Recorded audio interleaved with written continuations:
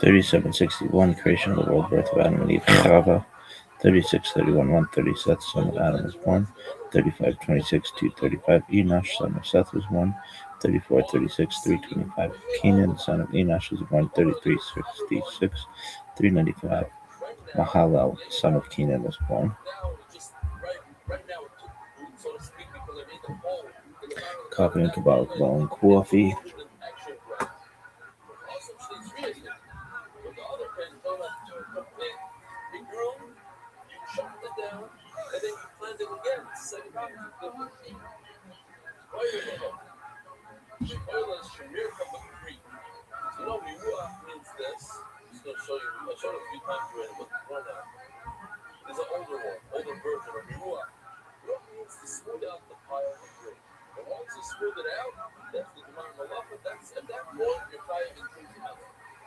Regulated now, and the Mashiach Shan of the Mitzvah, Fitzvana, Asif, Raka, Omer. Blessed are you, Hashem, my God, King of the universe, who has sanctified us with his commandments and commanded us concerning the counting of the Omer. Today is 29 days, which is 4 weeks and 1 day of the Omer. May the merciful one restore unto us the service of the Beit HaMikdash to its place speedily, and our days on Salah.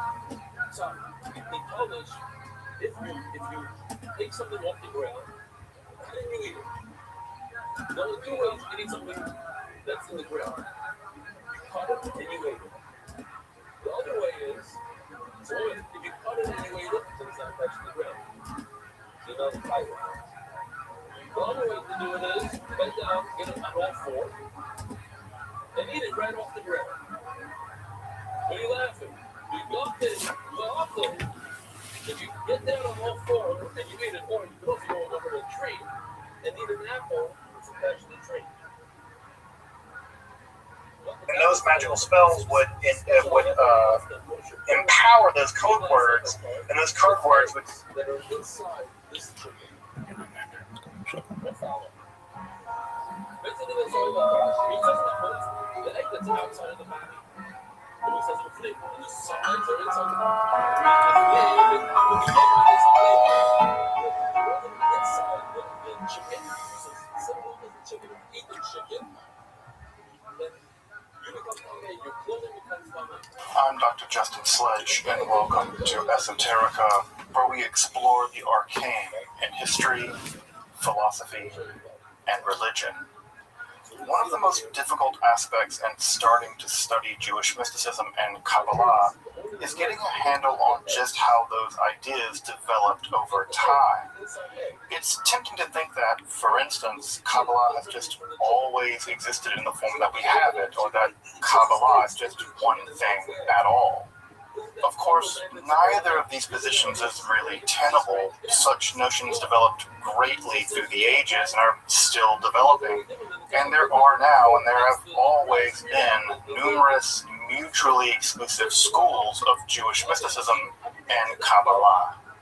This class is meant to serve as an introduction to Jewish mysticism and Kabbalah from the point of view of its incredibly complex development from the prophets of ancient Israel into the rise of modern Hasidism in the 18th century.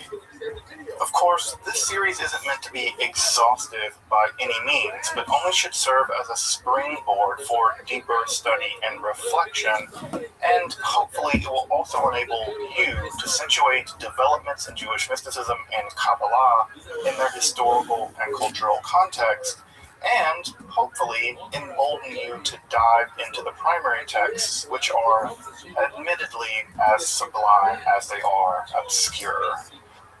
Let me express my gratitude to Congregation Tchia for allowing me to use these lectures to reach a larger audience here on Esoterica. If you want, you can find the entire series under the playlist Entering the Garden, an Introduction to Jewish Mysticism and Kabbalah. I'll be uploading them over the next few weeks, or if you find these episodes after autumn of 2021 and you want to watch the entire series, you can find them in that playlist. If you find this series on Kabbalah interesting, I'd hope you check out my other content on topics in esotericism and perhaps consider supporting the production of free academic and scholarly topics in occultism, hermetic philosophy by joining my Patreon or perhaps with a one-time donation. You can find those links below, and I really appreciate your consideration. Now, let's enter the garden of Jewish mysticism and Kabbalah. All right, folks. Well, welcome back to this sort of traveling, let's call it a circus. 3-ring, 5-ring circus, I don't know. 5-ring circus, just pretty cool people. Let's get back into this, and let's start by just, again, as we try to do every time, let's just recap a little bit so we're on the same page. And that page, of course, here on the left is a picture from Sefer Razi Hamalach, one of the most famous books of Jewish magic ever written. You're seeing two different kamayot. These are amulets for various kinds of things written in angelic language. So if you ever want to know what the language of the angels looks like, those are two examples of angelic language being written out there. Now, what they say, I have no idea. You have to ask the angels. I don't know, write Michael at olamhabad.gov, and maybe he'll write you back. Doesn't seem to write me back. What we noticed last time about Jewish magic, and we did sort of a big romp through Jewish magic, is that Judaism and magic have had a very complicated, very long relationship. And I say very long relationship because, as I pointed out last time, the earliest document we have of the Torah is a magical amulet recovered from Jerusalem and the Kityat tombs there, and written on silver. You can see it in the Israel Museum. So the very first documents we have of the Bible are magical amulets, probably. So if you want to say that Jews don't do magic, well, they must not do Torah too. So it's a non-starter. So they've had this very complicated, very tortured history of magic. Where on the one hand, it's very clear that the Bible and the people that wrote the Hebrew Bible have a very uncomfortable relationship with magical practices for lots of reasons, theological reasons obviously included here, right? The idea that you can affect supernatural causation. If you can affect supernatural causation, then who needs a God? It kind of makes God redundant, right? God becomes like a thing that you really don't need. If you can like make it rain, you can make yourself fall in love with people, or make people fall in love with you, or make pennies from heaven. Who needs a God when they can win the lottery on their own through magic? And at the same time, right, we see that Jewish magic has persisted all through the centuries. We see it again all the way back to Kitab Nom and all the way down through now. And as I pointed out, right, when I say all the way down through now, my bottom point really obtains here. In the Haredi community, in the community of ultra-Orthodox Jews, we see magical manuals still being published to this day. And also, of course, in the liberal Jewish world, there's an entire world of practicing Jewish witches. And other folks who identify as Kohenites, who are also very interested in things like astrology and magical practices. And so we see that the Jewish magic has really thrived down through the ages, and unsurprisingly, it's mirrored local magical traditions. So we see that Judaism, Jewish magic often looks a lot like the magic of the area that they're living in. So we see the same kinds of magic in the Greco-Egyptian period. We see Jewish magic being practiced in the Babylonian context with those cool incantation bowls. And then as we move through the Roman period and in the European period, we're going to see that Jewish magic will often borrow from the local cultures, but also influence those cultures as well. And that will be especially true in the European context, where Jewish magic has had a disproportionate impact on the development of European magic. That's why if you ever see those magical squares, most books of magic, European, non-Jewish books of magic, there's some Hebrew there, right? Well, it's not because they like Jews. They were perfectly happy to see Jews sent to whatever dreadful fate they were sent to. But they did admit that Jews had secret powers, magical powers, and they were perfectly happy to use them. As we saw, Jewish magic ran the gamut, right? It ran the gamut from curses, because everybody gets salty, right? And cursing people's like your thing, right? Divination, who doesn't want to know the future? Love magic, because who wants to go to sleep alone? But again, you should be careful, right? Love magic, consent is a value we have around here, and of course, love magic isn't about consent. We have grimoires, which are medieval Jewish spell books that contain a wide range of Jewish magical experiments. In fact, in medieval times, Al, you'll appreciate this, that the word experiment actually derives itself from the medieval Latin word for experimenta, which were magical spells. So the word experiment actually has its origin in the technical word for a magical operation. And the word experiment actually comes from that. So if you look at medieval magical manuals, they'll say an experiment for invisibility. And what's interesting, right, is that those invisibility spells would be tinkered with to try to make them work better or work at all. And so when modern science, that so-called new science, came along, they just adopted that language. And so it's interesting to see that, again, the boundary between magic and science early on is pretty vague sometimes. So we also see amulets, right? Amulets are devices used to call various kinds of, either to receive positive energy, perhaps from the stars, stellar influence, or repulse bad energy in the form of things like demons, shadim. So we see amulets. Astrological magic was also very popular. Sefer Razio Hamala, what you're looking at now on the screen, was a big part of ancient astrological magic. We have demon capturing bowls. We have the creation of living beings. We'll talk a lot about that tonight as we get into the Sefer Yetzirah. The golem is probably the Jewish monster par excellence. I imagine most folks here have heard of the golem. Of course, that myth comes from the Sefer Yetzirah, which we'll talk about this evening at length. Of course, we also have angel summoning and the whole thing. So Jewish magic really ran the gamut. So again, what I really want to drive home about the process of Jewish magic is what I said last time, is that people who want to tell you that magic isn't Jewish and there's no such thing as Jewish magic, well, they got some archaeology to talk to, right? That's my basic argument. You can say that this is not a thing and that's not a thing. You can say it's not acceptable in your community, fine.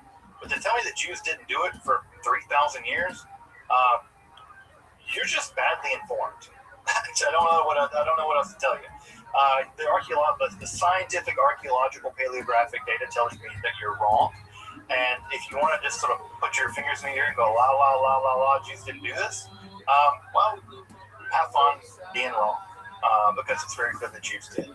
So, now, again, whether your community accepts it, whether you go to Oak Park over there and whether they are okay with it, or Borough Park, or you go to Crown Heights and see if they practice magic, I don't know. But probably, again, knocking down the street. He's up 12 in the middle of the night doing some weird stuff. He might be up to some magic, right? And he wouldn't be that weird. And if you think about this from a historical perspective, but the fact that there are magicians, sorcerers operating in Jewish communities all over the world through history, any community that doesn't have one is probably the weirdo community. That's probably the weirdo community. The one that doesn't have one, right? The much more likely outcomes. So Jewish magic has been here. It will be here. It's not going to go away. And by the way, this is true of magic in general. Magic is more popular now than ever before. All right. So for better or worse, it's here. So tonight, we're going to do it, folks. We're going to get into the very first vestiges, the very first layer stratum of the Kabbalah. So we're going to do it. We're talking about this distinction between Jewish mysticism and Kabbalah. We're not going to hit that. We're going to begin to get into the world of Kabbalah. But to do that, we have to introduce things a little bit from a philosophical angle. And that's because while people often think of Kabbalah as a kind of mysticism, and people think of mysticism as somehow opposed to science or opposed to philosophy, those kinds of oppositions just did not exist in the late classical world, and they certainly didn't exist in the Middle Ages. So we have to loosen up our categories a little bit here, right? Because we often think of these things existing in opposites, right? Science doesn't like mysticism doesn't like philosophy and science can't really get along. And so they're all fighting, and this is the way this is our world, right? It's not theirs. Their world is a much different world than ours. And the first thing you have to do is kind of, take your modernity hat off and put a different hat on, whatever that hat is, a wig or whatever. And so we have to understand that in the late classical world, the relationship between philosophy, mysticism, magic, religion was very complicated and very mixed together, right? So drawing a line between one of these and the other of these is just really not possible. And so what we have to understand is that Judaism has always had a very weird relationship with the outside world. Always very weird relationship, right? Because on the one hand, Jews want to maintain their cultural, religious distinctiveness. And on the other hand, well, the outside world's kind of cool. They got Greek science, and they got like TV, and they got Xbox, and all this stuff, right? So there's all kinds of things about the outside world that Jews want to admit is cool, but yet at the same time, we don't want to use the bad A word. You know what the bad A word is? Assimilate. Assimilate, right? This is the bad A word, right? So there's this idea that Jews do not want to assimilate, but they always have to some degree. And even when they don't, that non-assimilation is actually a response to assimilation, right? You're never outside that logic. So deal with the relationship between ancient, late classical Jews and Greek science. Because the Greeks had a lot of stuff figured out, folks. Whether you like it or not, whether you agree with it or not, whether they were right or not, I don't think they were. The Greek model of the world was a far better model of the world. It explained, at least at some level, why the planets did what they did, right? Greek science, Greek math, right? When you see it, I don't know if folks here have ever done a geometry class, right? But when you prove to yourself that Pythagorean theorem is true, it's magical. It's magical. When you see mathematical proof of something, you're like, damn, that's really true. That's for real true. Not like I made it up, like I had a fever dream about it being true or whatever. That's true. And it can't be otherwise. The Greeks pioneered a lot of this stuff. Now, it's not to say the Greeks invented everything, right? The Pythagorean theorem has been known by the Babylonians in the form of what are called Pythagorean triplets well before Pythagoras, right? And Pythagoras leaned heavily on the Egyptians for a lot of his mathematical knowledge. As you might imagine, the Egyptians knew a thing or two about triangles. So, again, the Greeks had things going on, right? And the Greeks were the big pioneers on what we might now recognize as something like empirical science or theoretical science. Now, what's really important about this is, right, Jews have always had a sort of touch-pull relationship with Greek science. But what increasingly begins to happen is that Jewish philosophy begins to be deeply influenced by two distinct forms of Greek philosophy. Now, these two forms of Greek philosophy, we have names for them now, right? We call them Neo-Pythagoreanism and Neoplatonism. Now, I'm going to do a lot more Neoplatonism next time when we get into Kabbalah proper. But tonight, what I really want to focus on is a school of Greek philosophy that we now call Neo-Pythagoreanism. Now, you can imagine how many Greeks called their philosophy Neo-Pythagoreanism. The answer is exactly zero. No Greeks called their school that. Right? Everyone just thought they were being philosophers. But there are two things that are really important about what we now call Neo-Pythagoreanism. Right? And don't be put off by the name. It's one of these $4 words that make philosophers sound smart. Basically, what we're talking about here is two things. One thing we're talking about here is the influence of Pythagorean philosophy.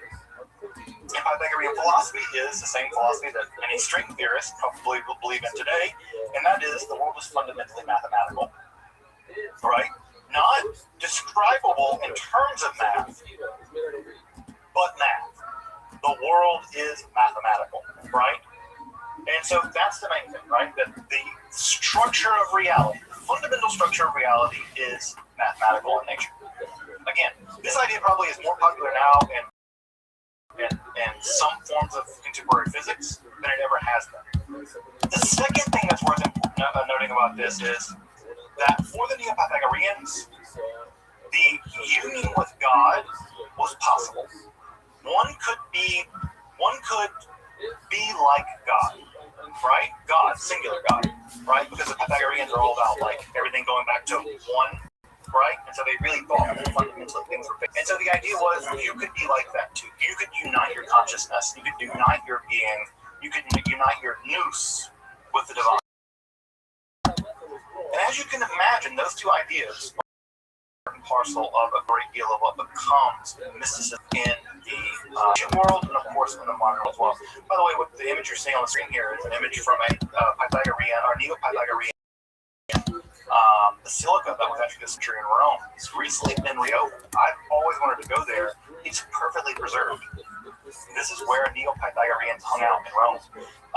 It's basically completely preserved. It was only discovered on accident.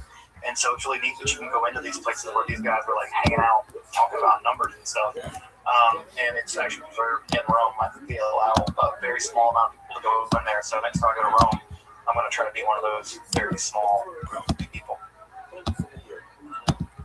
So let's combine that, right? Let's think of this idea with some ideas from Judaism. Now, Judaism, as you probably know from the book of Genesis in the Bible, Bereshit, that the way that God makes the world in Jewish lore, in Jewish mythology, and Israelite mythology, is that God speaks the world into being.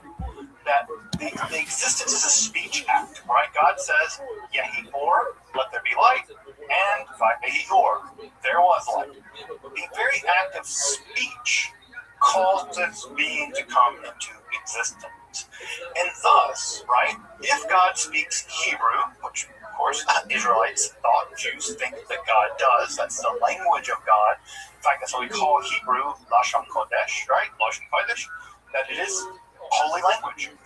Then the very reality of Hebrew is that Hebrew itself has magical power. It's the case that the language itself is special. It's metaphysically powerful. It's quasi-divine. Because if God speaks it, then it can't be just a bunch of random sounds, right? We make random sounds, dog, right, or whatever, right? We think of sounds as being random, but God's speech isn't random. God's speech is the opposite of random. It's ordering. Because in the ancient Israelite imagination, remember back from the first talk, that part of what goes on in the ancient Israelite mind worldview is that God is ordering the world out of chaos. For the ancient Israelites, it's chaos versus order. So what does God's speech do? It orders the universe. And this is unsurprising, right? Because grammar, if you've ever studied some grammar, if you've been tortured by some grammar, you know the thing that's torturous about grammar is that it's orderly. And that's what's hard about it. It's about learning the patterns, learning when there's exceptions to patterns, and why there are exceptions to patterns. It's orderly. And so language as an act of order is how God created the world. There was nothing, tohu vohu, chaos, and then God spoke and it ordered it. So Hebrew has this kind of power. You see this very early on in Israelite, you might call it linguistics or ontology or the metaphysics of language. But there are two ways in which this plays itself out. The first, of course, is that language is magical. This is unsurprising, right? If you imagine a sorcerer, the one thing every child knows about what sorcerers say, right, is abracadabra. Well, you might think that's just nonsense gibberish, but it's not. It's Aramaic. Avara kadabra literally means in Aramaic something like I create as I speak. Now, think about that for a minute, right? Abracadabra, avara kadabra, I create as I speak. Well, if a magician is uttering that, who are they imitating? God. Because God creates the speech. So on the one hand, we have language is magical. You can do magic with language. We've already seen that with Hebrew being used in all its magical practices. But if you can speak that magical language, it's not just that you can do magical powers. You have magical powers. You're also imitatio Dei, imitating God. You're being as if a God, right? Because God can do it through language. Well, if God speaks that language and you speak that language, you are kind of being quasi-divine. And so, if insofar as one can speak that language and conjure things into being, you can imitate God, but also you can become unified with God. Because in the same way that God creates through speech, you create through speech, you are imitating and being like God. This is the theological equivalent of fake it till you make it. Right, folks? This is you becoming united with God by acting like God. And by acting like God, one becomes unified with God. So you can see how this circuit is being closed, right? And how the role of Hebrew in Israelite theology and the role of Hebrew in the action of doing sort of mystical stuff, right, allows one to engage in this mystically powerful language. The image here to the left that you're seeing is from Abraham Abulafia, founder of the prophetic Kabbalah, who we'll get to in a couple of weeks. These are meditation wheels by which one can, in fact, change one's consciousness by, and by changing one's consciousness, I mean elevate one's consciousness to be unified with God via prophecy by meditating on specific words in the Hebrew alphabet, sort of manuscript of Abraham Abulafia, not written by him, but of one of his texts. We'll get to him in a couple of weeks. The first time we see this idea of imitating God by using language to create things is in the Babylonian Talmud. And this gets back to Al's point, right, where Al commented that on the one hand we have the rabbis and everyone else. Well, here's where I want to disrupt that. Because in the Babylonian Talmud, we have the rabbis doing the exact same, the thing that you said they didn't do, right? You wanted to draw a line, and here's what I'm saying, the line can't be drawn.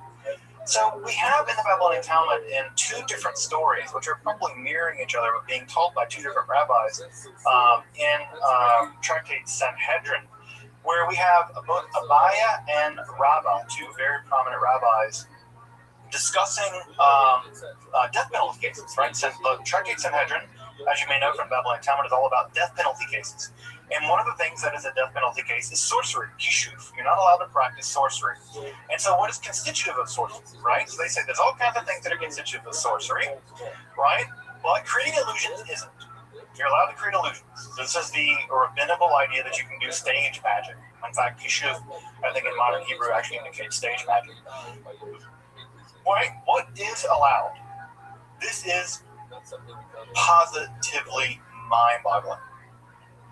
All right, such was formed by Rabbi Fina and Rabbi Shaya, who spent every Shabbos Eve in studying Hilchot Yetzirah. We'll talk about what this is in just a minute. By means of which they created a third-grown calf and ate it. So they studied Hilchot Yetzirah, right? This literally means the doing of the Yetzirah, right? So if you want to have a book about the laws, like Hilchot Shabbat is how to practice Shabbat. It's the laws of Shabbat. Hilchot Yetzirah is the laws of formation. how you make something. Well, what did they do? They studied it, and on the eve of on Arab Shabbos, on the Shabbat Eve, they created a third grown calf and they ate it for Shabbat. They made a calf.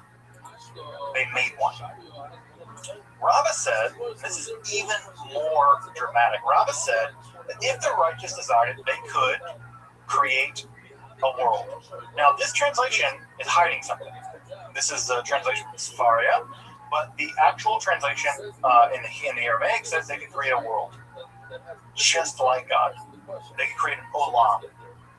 Now, that is positively mind-blowing. That if you were righteous, you could create a world, right? But you have inequities, so you can't. Now, Rava created a man, right, and sent him to Rabbi Zera. And Rabbi Zera said to him, right, spoke to him and said, he received no answer, right? He was mute. And thereupon he said, you're a creature of the magicians. Actually, in Hebrew, or Aramaic rather, it says, you're one of the company, right? Like, you're one of those guys, right? It's in Hebrew and Aramaic. It says, go back to the dust, right? And Rabbi Thania and Rabbi Shah said, also spent studying Sefer Yetzirah, by means of which they created a third row path, and they ate it. So in the Babylonian Talmud, again, the central work of rabbinical Judaism, there is no more important book in rabbinical Judaism than Babylonian Talmud. We have rabbis making people, making calves. So the distinction between what's magic and what's orthodox at this point has to be completely breaking down. Because I don't know about you, if I made a person, right, from dust and then sent them to you, you're going to be like, well, if it ain't magic, it'll do until magic gets here. Damn.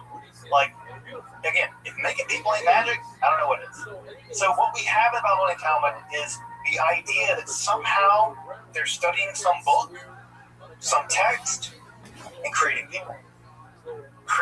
people. Now again, the person's mute. There's no doubt about the fact that it's not a perfect person. They're mute, right? Which would have been thought of as a disability in the ancient world. Again, ancient ableism aside. What we have here is an image of creation by some kind of study. Further in ViralRabbi 55 days, we have the idea that Bezalel was chosen by God to be the architect of the Mishkan, the tabernacle. Why? Because Bezalel, and I had the story not because my Hebrew name is Bezalel, but because it's a great story, but because Bezalel knew how to join the letters by which heaven and earth were created. So again, listen to that in the Babylonian Talmud at ViralRabbi 55 base, that Bezalel was chosen because he understood how to combine the letters by which heaven and earth were created. So already by the Talmud, we have the idea that the heavens and the earth were created, Olam, the cosmos were created by the combination of letters.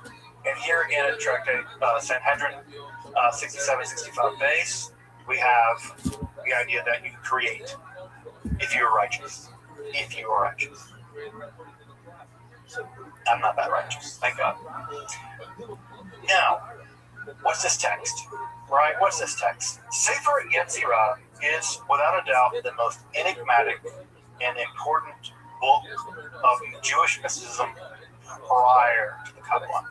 There is no more important book prior to the rise of the Kabbalah in terms of Jewish mysticism than Sefer Yetzirah. I'll go on to say also later, Sefer Yetzirah is canonical. It's scripture now. In the Orthodox world, you can make arguments based on it. It is a kind of Jewish scripture.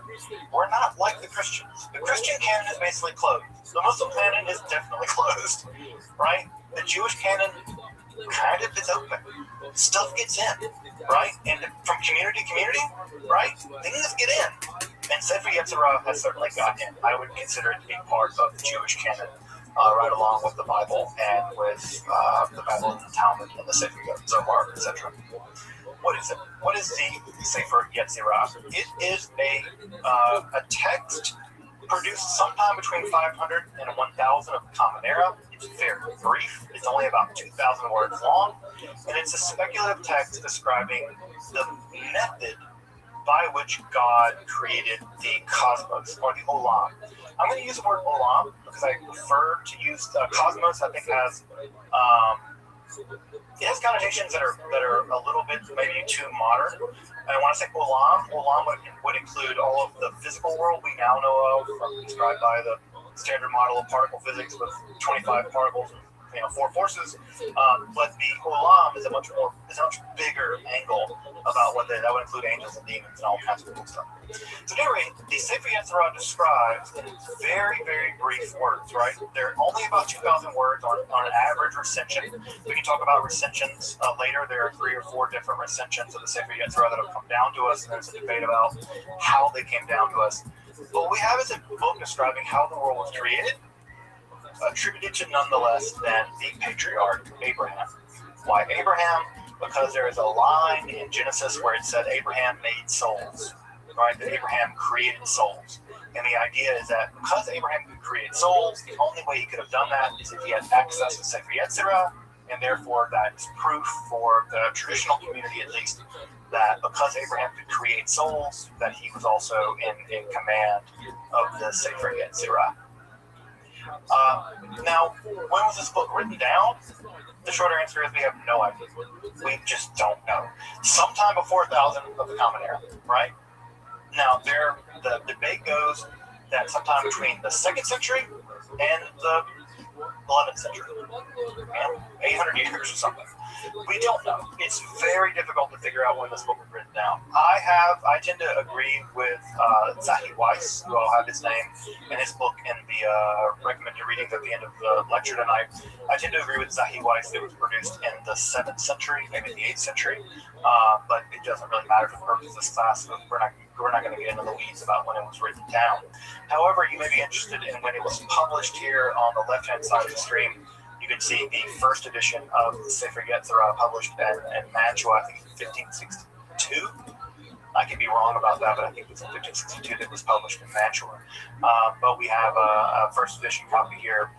One of these copies, by the way, sells for about $60,000. So if you have $60,000 lying around, you want to buy me a gift, feel free to pick me up a copy of the Mantua edition of the Sefer Yetzirah.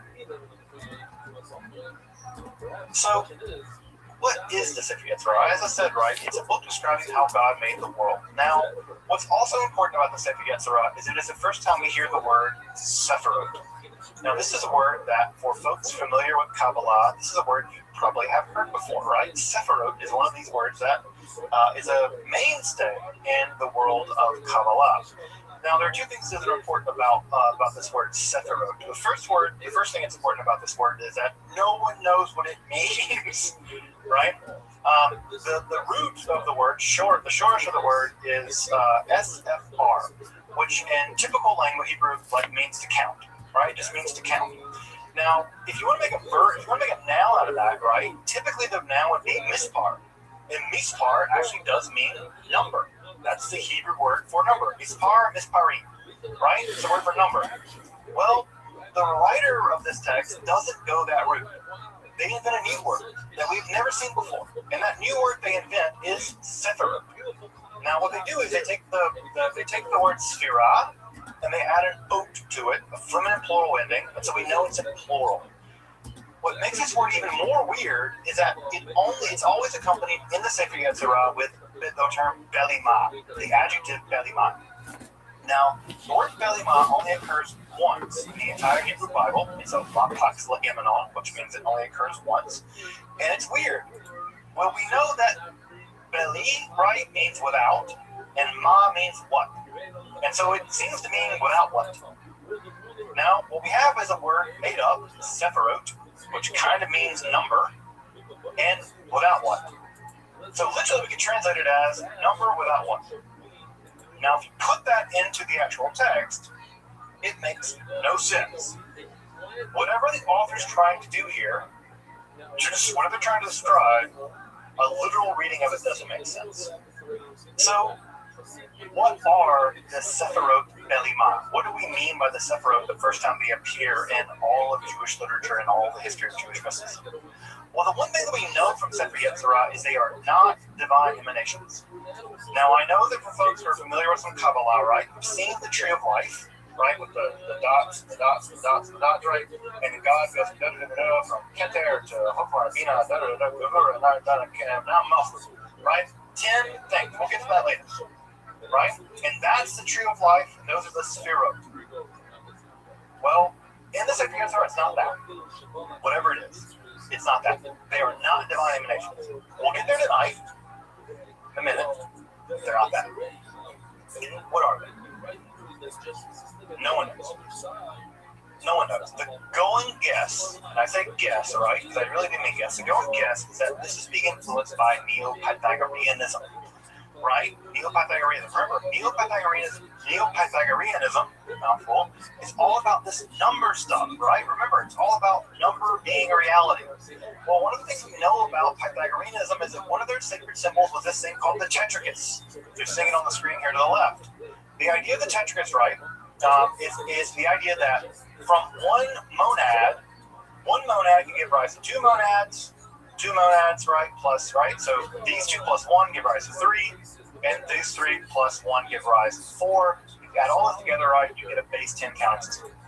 And from a base 10 counting system, you have basically the origins of the number system, and then from there you have the origins of arithmetic, etc., etc. It's a geometric way of describing how numericality itself comes into existence. Now, I know that sounds really abstract. That's because it's really abstract, right? But we know this from the Pythagorean world, right? That they also thought there were 10 of these, right? There are 10 of these tetrachus, right? The tetrachus was a 10-node system. Well, guess what we know about the Sefer Belima? There are 10. And the text is really clear in the Sefer Yetzirah. 10, not 9, 10, not 11. Exactly 10. I think, that what the Sephiroth mean are the basic structure of a decimal counting system. That what we have here is a decimal counting system. Why? Right? Because the symbol of 10 represents completeness in the Pythagorean system. And 2, the Sephiroth are also always described in relationship to the 22 letters of the Hebrew alphabet. So for the Sefer Yetzirah, the world's created by 2 things. 3 things. God, obviously, right?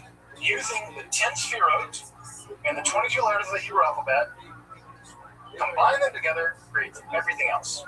So you have, well, you imagine it, right? What do you have? You have all the numbers, all the letters, combine all the numbers and letters together, and you get a universe. One can imagine that the 10 Sephiroth are the 10 countable things, this 10 system of counting, plus the 22 letters of the Hebrew alphabet. They are the palette by which God painted the world into existence. So, in Sefer Yetzirah, they are not emanations of God. They are numerical structures, which when combined with the alphabet, are the substructure of reality. Language and math. Right? I think that's what's going on with Sefer Yetzirah. Now, if you go ask someone else, they'll give you another story. They'll give you another story. Right? I think that's what's going on. And I think that I base that upon, if you read other Neo-Pythagorean literature, they make the exact same argument. Right? So I think that's what's going on here. Now, what we get in Sefer Yetzirah is a description of several successive stages the universe went through, right? Just like we tell the story now, right? We had the Big Bang, the period of inflation, right? Then we have the world that we have it now, and eventually we'll have the black hole period and proton decay or whatever. Right? There are successive stages of the universe. Sefer Yetzirah also describes successive stages of the universe, how they come into being. Now, we can't get into the weeds of all that tonight, because we just don't have enough time to do all of that. We could spend an entire 8 weeks just on Sefer Yetzirah. But what's really important is that the mature part of the universe, right, the mature part of the Olam, is governed by what the Sefer Yetzirah calls Ketzivot. Ketzivot are limits, right? Limits, they're extremities. Again, that, by the way, limits, extremities, is Pythagorean language. They're translating this Pythagorean language, in my opinion, into Hebrew. And Ketzivot are these kind of limits. Now, what do those limits look like, right? Well, there are fundamentally 3 dimensions, right? 3 dimensions. Well, I say 3 dimensions, right? There's actually like 6 dimensions, but that's what they are, right? So you have 2 dimensions of time, beginning and ending. We have two dimensions of space, right? Or two dimensions of, so two dimensions of time, two dimensions of space, above and below, and those include the four cardinal directions. So above and below, right, are the cardinal directions, and then in those they split off into the other directions. And then along with the two dimensions of time, beginning and ending, and the two dimensions of space, there are also two moral dimensions, right, good and evil. This is a pretty interesting way of thinking about reality for this time period. And again, I think that someone with a background in physics, like Al, can appreciate, right? That they're already imagining reality as having dimensionality. That there are these mathematical ways of understanding the nature of reality that are describable abstractly as what we might call dimensions, what they call ketzivot, or limits, or extremities. This is followed by a very intense and very somewhat strange analysis, and yet still scientific, of the Hebrew alphabet itself, in which the writer of this text groups Hebrew letters into three groups based on the articulation of the points of the mouth. So when you make a mem sound, it's a ma, it's using your lips, labials, right? When you make a dalet sound, it's a da, dentals. When you make an aleph sound, right, an ayin sound, right, those are gutturals, right? Those are articulated at different points. And so it's a kind of quasi-primitive, right? And I say primitive, I don't mean backwards, but I mean ancient form of linguistic analysis, right? So they're analyzing language in terms of where these things get articulated in the face, in the mouth. And then finally what happens is the letters are all set into a correspondence. And the way that the writer of Sefer Yetzirah imagines the cosmos, right, or reality, is it really has three layers. There's the Olam, right, the whole big Megillah, right? There's time. Time is the movement of the Olam, right? And there's the human being. And the human being is the center of it, right? Because they are something that exists, and they are moving through time. And so the human being, the nefesh, the soul, right, is the nexus of the cosmos and time, right? And so they understand this. So what you get in the Sefer Yetzirah is a very very involved system in which letters are assigned to members of the zodiac, right? Shana, time, right? And then also letters are combined to describe the cosmos, right? Various parts of the cosmos, and they also describe various parts of your body. So your liver, your heart, your head, your eyes are set into correspondence with the various letters of the Hebrew alphabet. Because again, God spoke the world into being, and when God said ayin, right? Folks know this, right? The word ayin. Ayin is a Hebrew letter, and guess what ayin means? Eyes, right? God's not joshing around here, folks. When God said ayin, eyes came into existence. And what does sight see? Sees light, right? So we get this system of correspondence. So the Sefer Yetzirah is a very rigorous, scientific, philosophical, metaphysical analysis of how reality came to be. There have been several different periods of time. I just want to talk a little bit about those periods of time that worked themselves out, right? So we have a few different periods of time in the development of Sefer Yetzirah, right? The earliest period of time is when it developed. And the truth of the matter is we don't know anything about that time. We don't know exactly when and how it was developed. We think it was probably in kind of a Gnostic, theurgical, magical Greek, Syriac world, but it's everyone's guess. The first time we see the Sefer Yetzirah emerge is in philosophical scientific commentaries of the 10th century, right? So the 10th through the 12th century, the leading Jewish minds at the time spent time writing commentaries on Sefer Yetzirah. And they did it to try to show how this accurately describes the fundamental structure of reality. Now, again, when the Saadia Gaon, just to give an example, right? Saadia Gaon writes commentary on this. If the Saadia Gaon, the leading authority in all of the Jewish world at the time, feels the need to write a commentary on this, well, by God, that's scripture, right? If he takes it seriously, you bet your ass you're going to take it seriously, right? And it's not just him. It's Danilo, it's all kinds of people. Barzilai, lots of people. So we have these scientific commentaries of the 10th through the 12th century. And then the book becomes magicalized. Because if it describes how God made the world, and if righteous people can make their own worlds, And this might be a roadmap to making our own stuff. And so it enters into its magical period, specifically in Europe with the Fasti Ashkenaz in the 11th and 13th century, right? And then eventually it's synthesized into the Kabbalah in the 13th century, and eventually it makes its way into modernity. We'll get into a little bit more of this other more recent stuff in a bit. Now, of course, the Sefer Yetzirah is most heavily associated at the level of magic with the golem. I'm sure most folks here have heard of the golem. I've spent a lot of time talking about the golem. But the golem, of course, is an artificial humanoid made from clay animated by magical means, specifically by techniques found in the 7th and 12th century.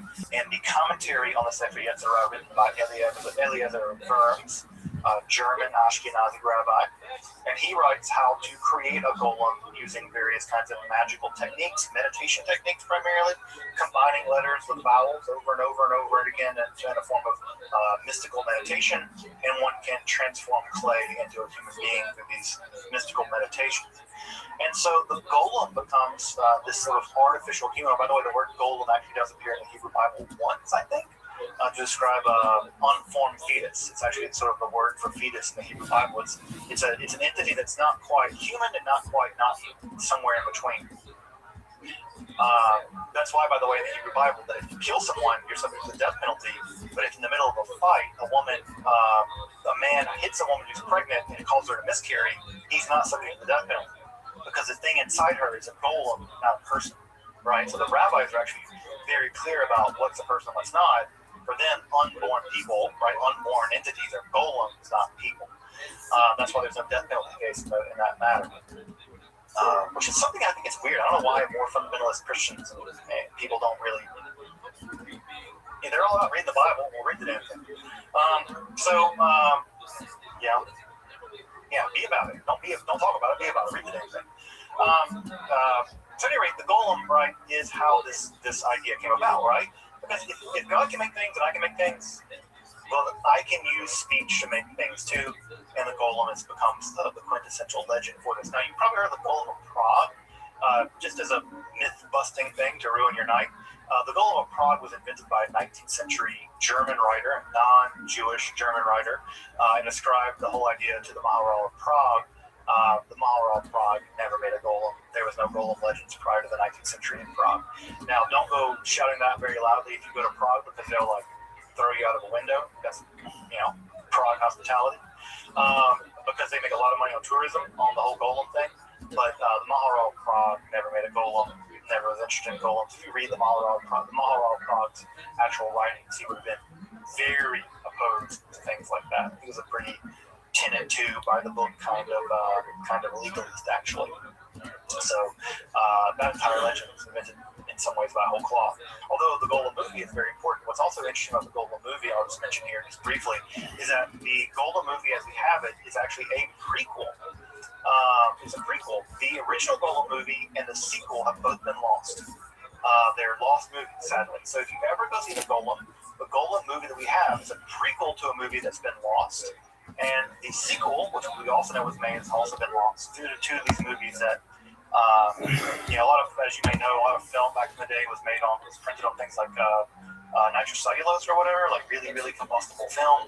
And, even a spark could burn the whole thing down. And so a lot of these movies were lost. So if you ever see the Golem, just know that you're watching a prequel to a movie that was very popular that's been lost now.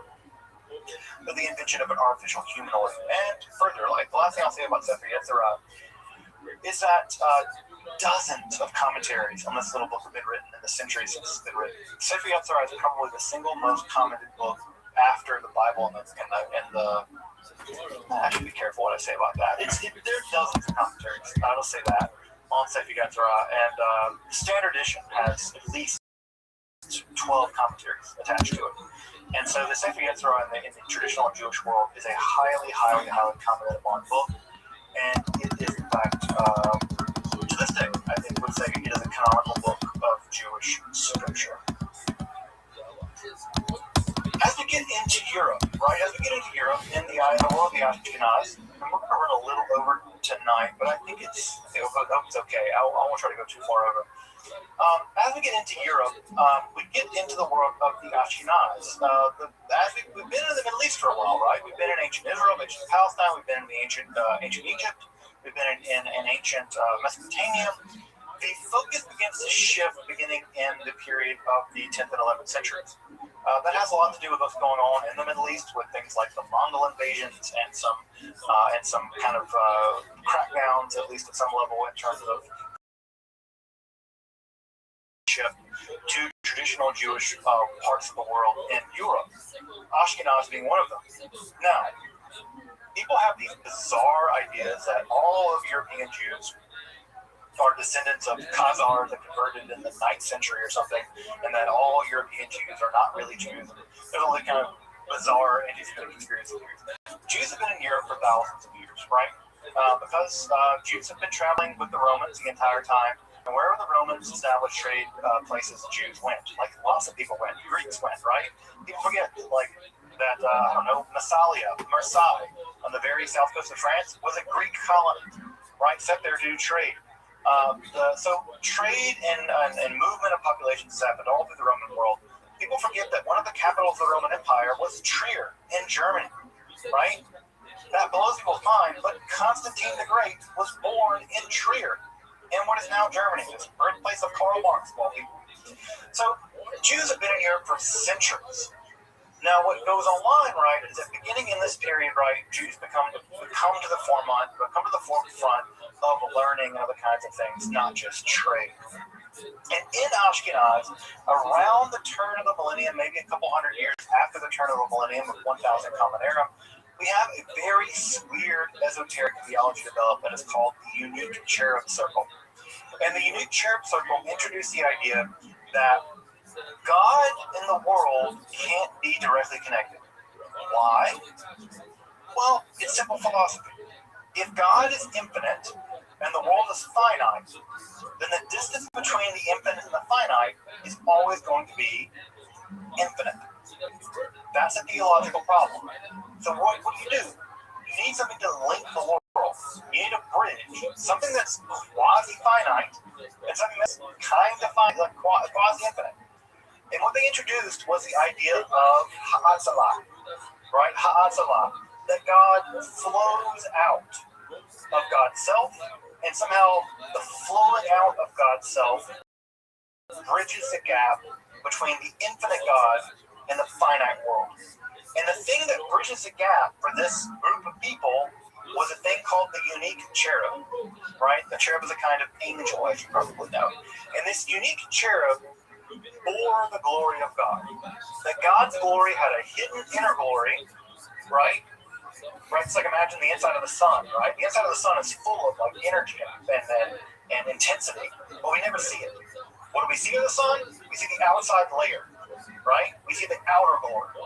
And the outer glory, right, of God, the outer kavod, flows out and becomes a kind of special angel, a unique cherub. And that special angel is an atzalah, is an emanation of flowing out of God, right? And that bridges the gap between the infinite and the finite with the unique cherub in the middle. Now, we don't know much about this group, right? This is a very strange group of rabbis there in Ashkenaz, in Germany, and we're still doing research about them. But it seems like they've been introduced to the idea of Neoplatonism. And we'll talk about Neoplatonism next time. All right, we'll talk about it at length. Now, what ends up happening is that infused with this idea of ha'atzalah, of emanation, the Sefer Yetzirah gets fused to it. So the idea is, well, it can't just be one thing, right? Maybe it's 10. Maybe there are 10 things standing between the infinite, utter transcendent God and us. And maybe between those things, there are 10 things. Because Sefer Yetzirah says there are 10. 10 Sephirot Belimah, right? So maybe the ladder has 10 rungs. Maybe the ladder has 10 rungs.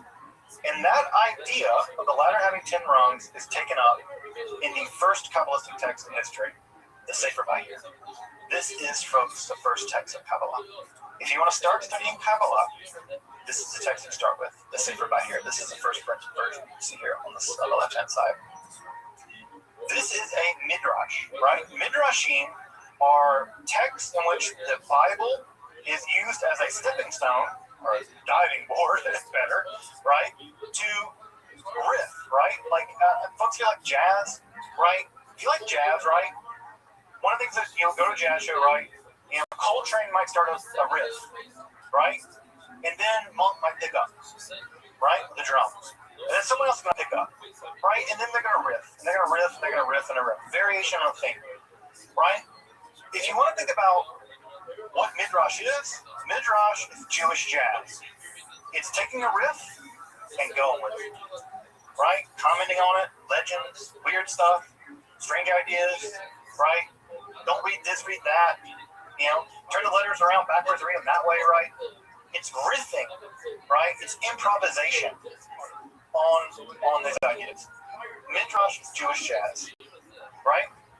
So what we get in the Sefer Bahir is a work of Jewish jazz, midrash. It's very popular in the Middle Ages, right? But this midrash is really interesting for a couple of reasons. One is because it's ascribed to a first century Jewish scholar, Nechunya ben Akana. Now, Nechunya ben Akana didn't write this, but it's ascribed to him to kind of give it a little gravitas. Further, what's also really important about this is it's very clear that whoever wrote this is doing some really, really interesting theological, philosophical mysticism. They're riffing on this material, on the Bible, in a way we've never seen before. Now, did they make it all up? Were they part of a larger tradition? Was there a community of people doing this? This is just the one work that survived? We don't know, right? But what we do know is this text introduces the core concepts that become the foundation for the Kabbalah as we know it. Now, these midrashim inside of, there are 200 of these inside of the Sefer Bahir, they are not united in any stretch of the imagination. In fact, the story goes right that the writer must have written them all down, and then the story is that they threw them into the air, and ever how they landed, that's how they edited together. The editing seems random, right? Now, there are passages that do seem contiguous, and then they kind of titter off into seemingly random commentaries. But there are a couple things that are very crucially important about Sefer Bahir. The first thing that's really crucially important is Sefer Bahir combines Sefer Yetzirah in the unique cherub circle.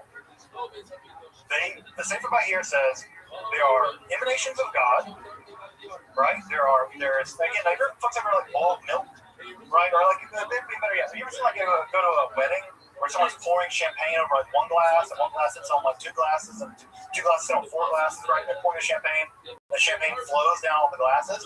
Well, imagine like pouring the champagne, the bottle never got empty, right?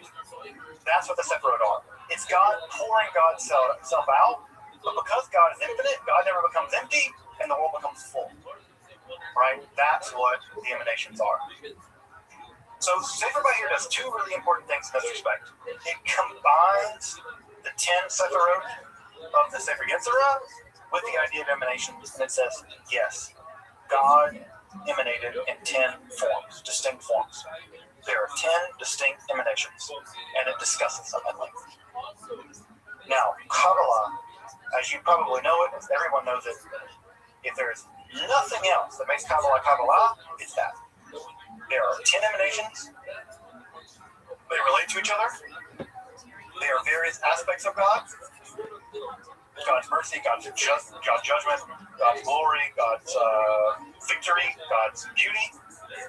Right? That's a core component of Kabbalah. We'll start getting into that stuff next time. Right?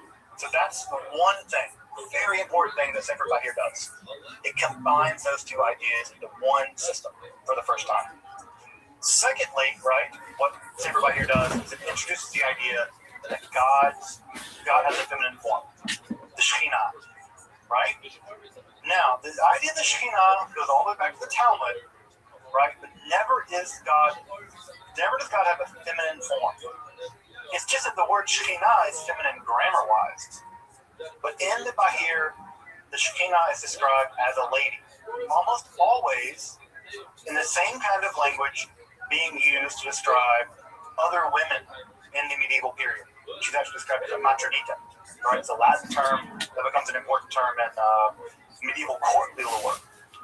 So God's presence in the world becomes feminized.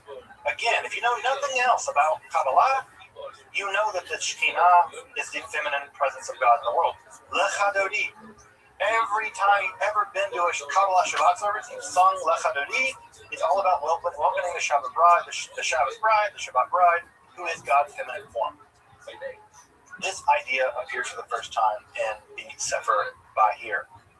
Right? And again, the language here is full of courtly language. We think this text is being written sometime in the early Middle Ages. Although there are people like Ronit who actually says it may be Meroz, who says it may be written in Babylon. It's really hard for me to tell. Frankly, those folks are such brilliant scholars that I'm just going to defer to their ingenuity.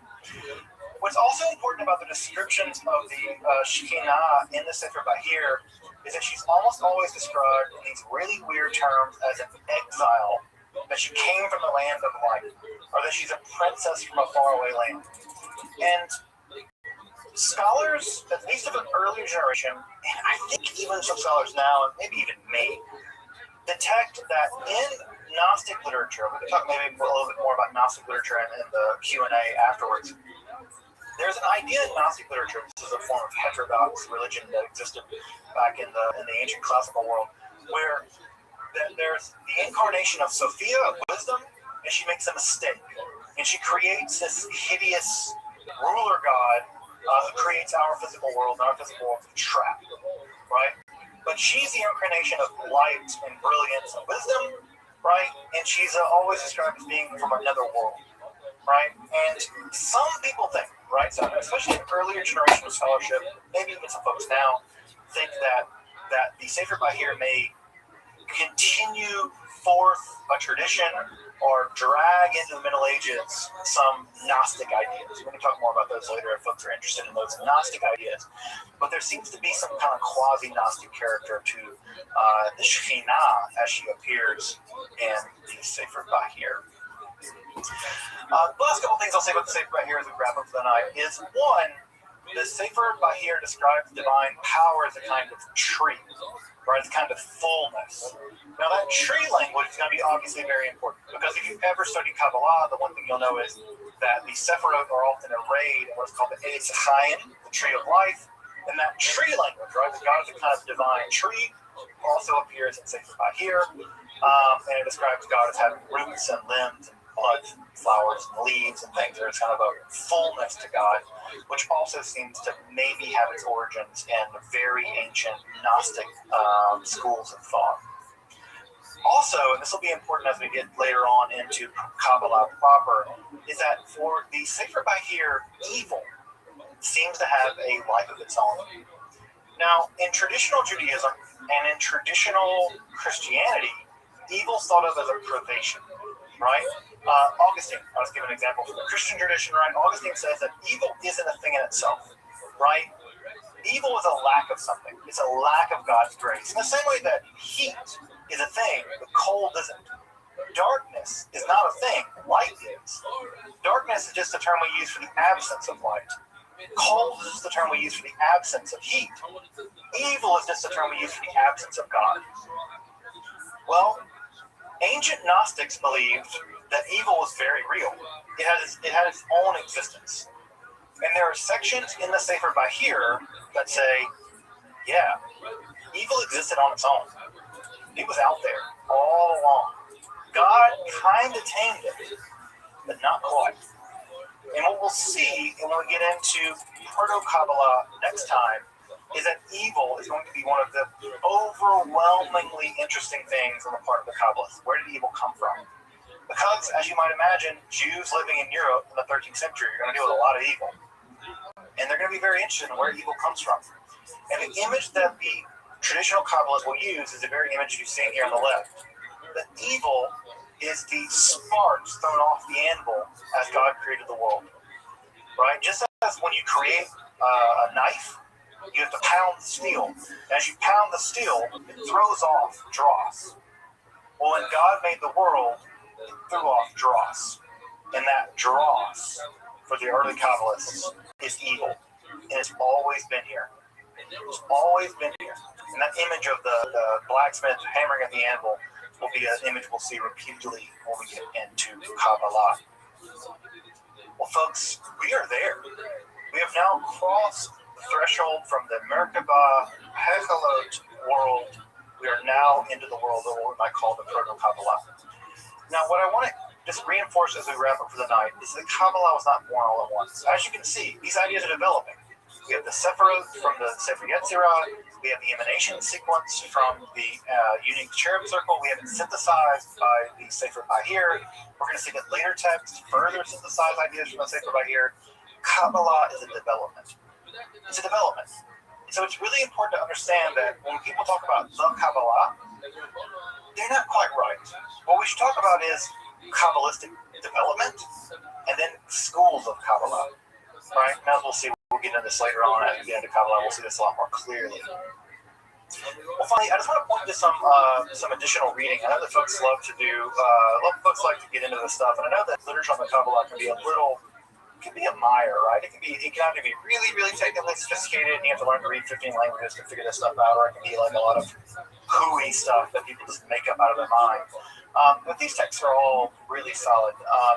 I mentioned earlier, right, that Zahi Weiss, I think, has written, for me, one of the best arguments for the early history and development of the Kabbalah. So if you really want to get into the weeds of how Kabbalah, about Sefer Yetzirah, rather, how Sefer Yetzirah developed, I think Zahi Weiss has a really great argument, in my opinion.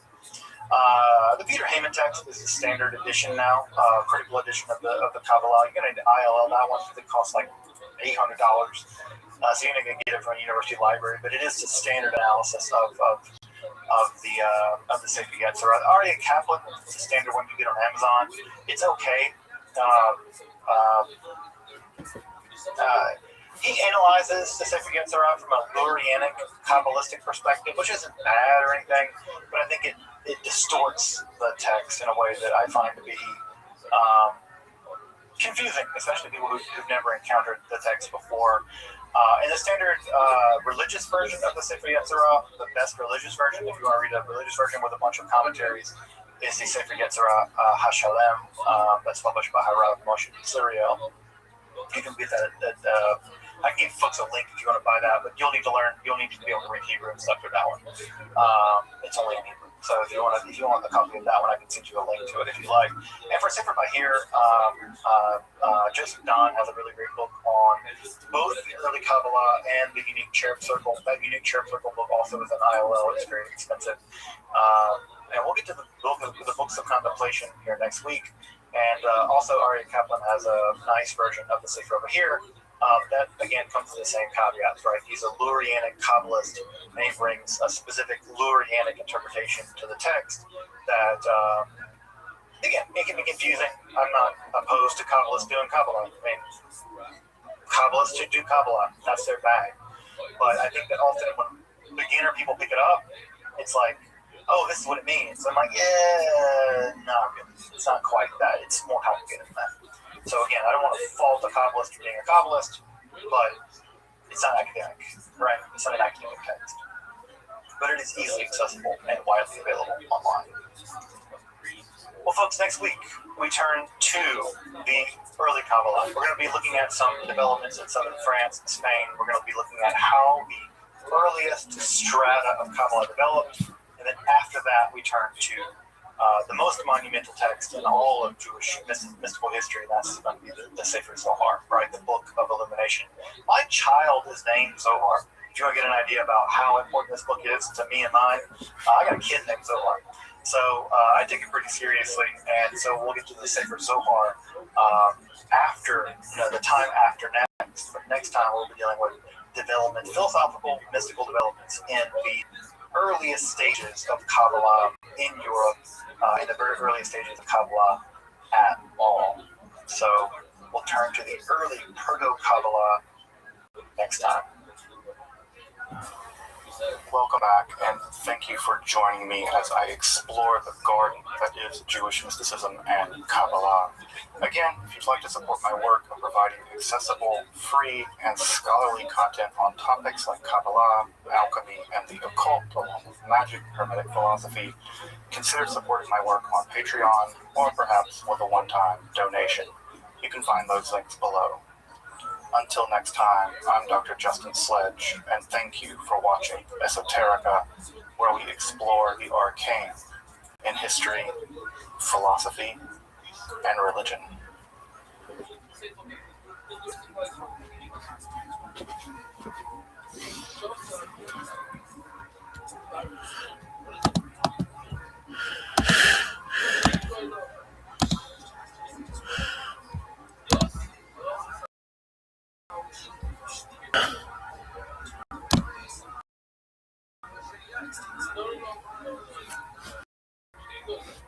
You fucking go fuck yourself.